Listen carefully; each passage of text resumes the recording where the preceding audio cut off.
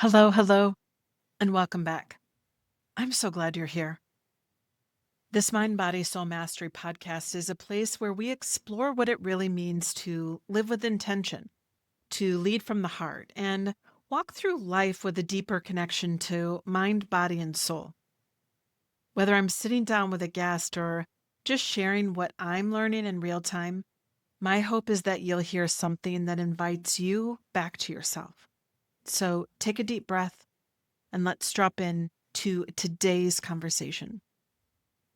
And we're coming back to part 3 in this grief and growth series. And the intention today is to explore how the people we love and lose often mirror something back to us that becomes part of our growth, an opportunity for growth, if you will. And now, please know you don't have to have the answers. You may not even believe this, and that's okay. I simply invite you to be with a willingness to stay open, to hear what's being reflected, and maybe even pause at the end of, okay, what's in this for me? What can I noodle on in this? And so today it's really about grief is a mirror, and it's around the relationships that reflect us back to ourselves. When I say Ian was my mirror, I don't mean he reflected back to me who I wanted to be. I mean, he reflected what I needed to see. And that reflection wasn't so pretty. And it took me more than a decade to get to that place where I was becoming aware of the reflection and I didn't like it.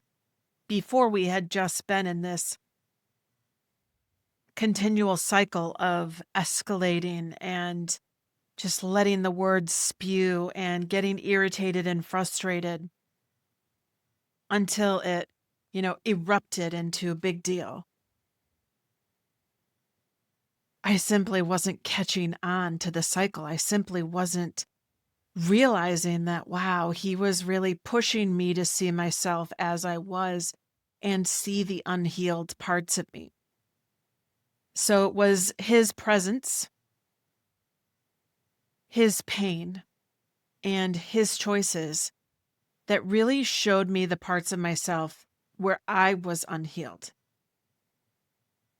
The ways that I had been conditioned and programmed, the patterns that I carried of not being able to stop and think, to always feel that I had to be in control, like I was the parent, like do as I say. I'm the parent, I'm in control. And not realizing that, some of his questions were valid. Some of his ways of challenging me to look at myself and think differently were spot on. But I was so ingrained that I couldn't see it as that. And I clung to that control because I felt if I didn't have that control, I couldn't let that happen. And a lot of it was around these ideas of what family meant and what it looked like, what parenting looked like, what parenting was supposed to be. Kind of, too, I had some ideas and beliefs wrapped around what I expected my kids to be, how I expected them to act, and how they were growing up. And I look back now, my children are all adults. Of course, Ian has passed on, but I didn't have control. I could only control me. And I lived so many years in that trying to control without realizing that I could only control me. God, those were some really painful and confronting years. And I obviously didn't want to look for decades until the moment I did. And I will say that by loving him and losing him brought so much more of all of that healing and mirroring to the surface.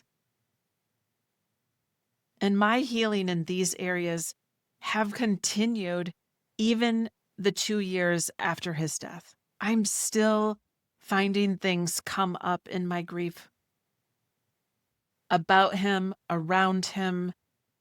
Oh my gosh, like just this week, I had a dream.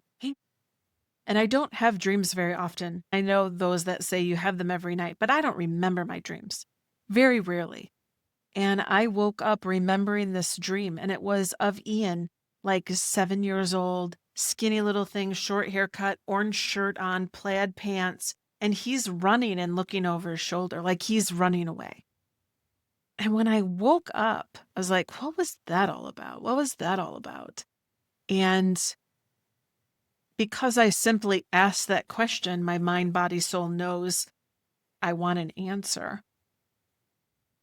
What came up for me, what my body showed me was, well, Ian ended up leaving my home because he ran away that day.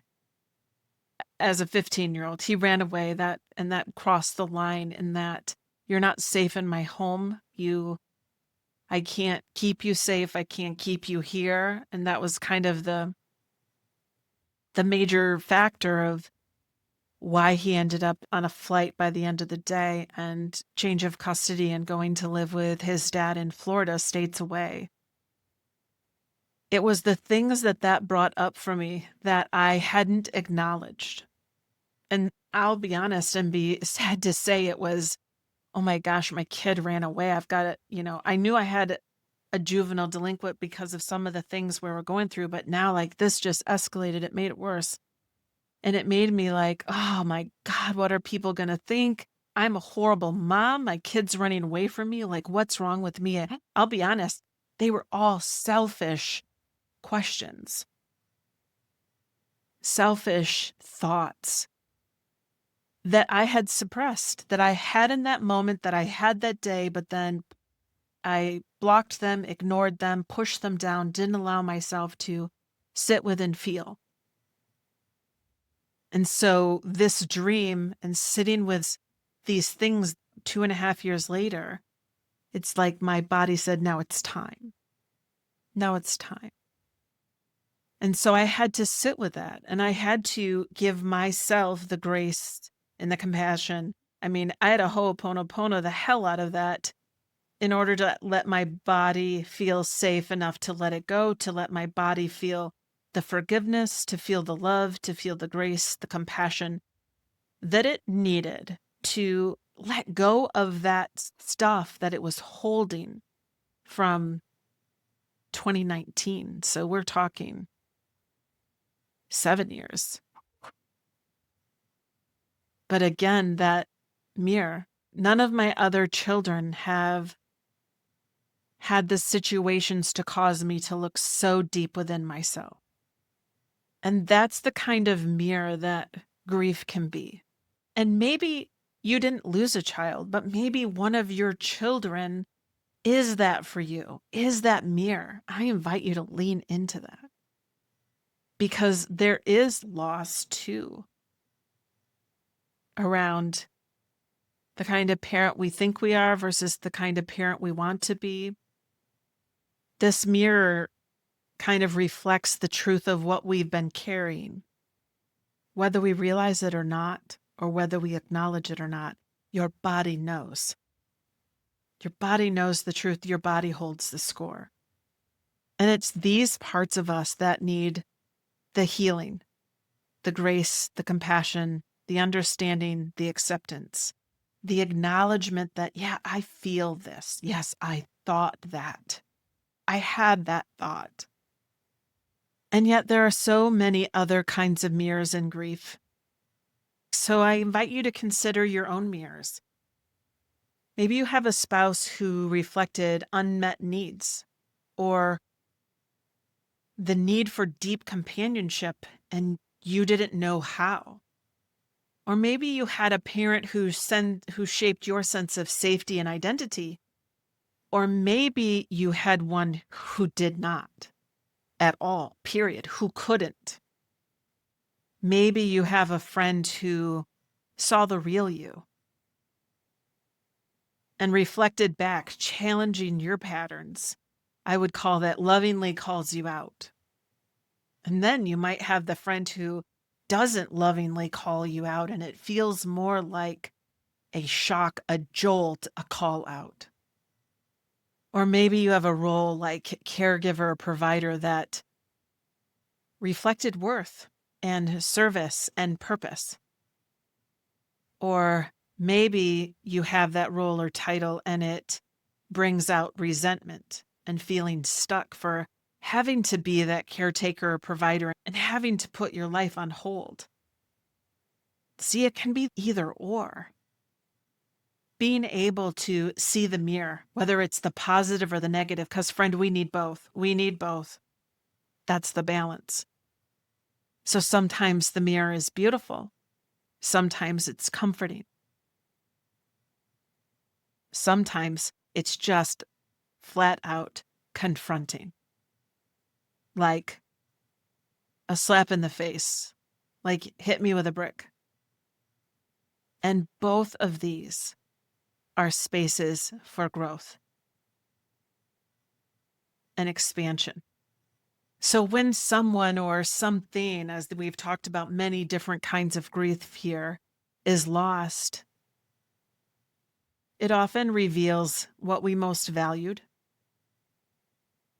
or what we still need.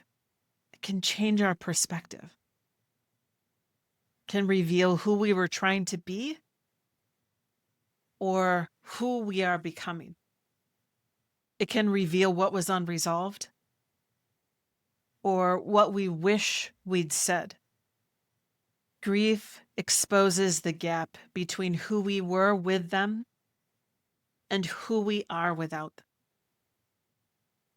And that's really the place where identity and self-inquiry can begin. Because grief changes you.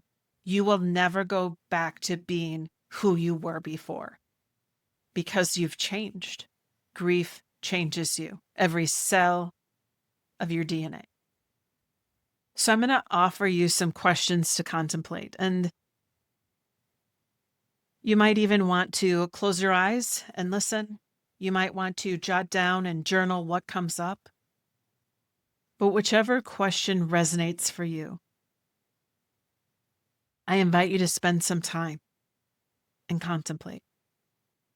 Who or what has held up a mirror in my life? What did that relationship reveal about who I was, what I needed, or what I was avoiding? What parts of me feel missing now? And what might still live within me even after they're gone? And lastly, am I open to seeing myself differently through this grief?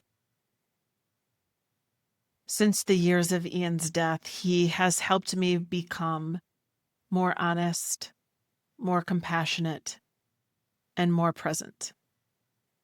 Mostly with myself, but also with others, especially others who are in their own throes of grief.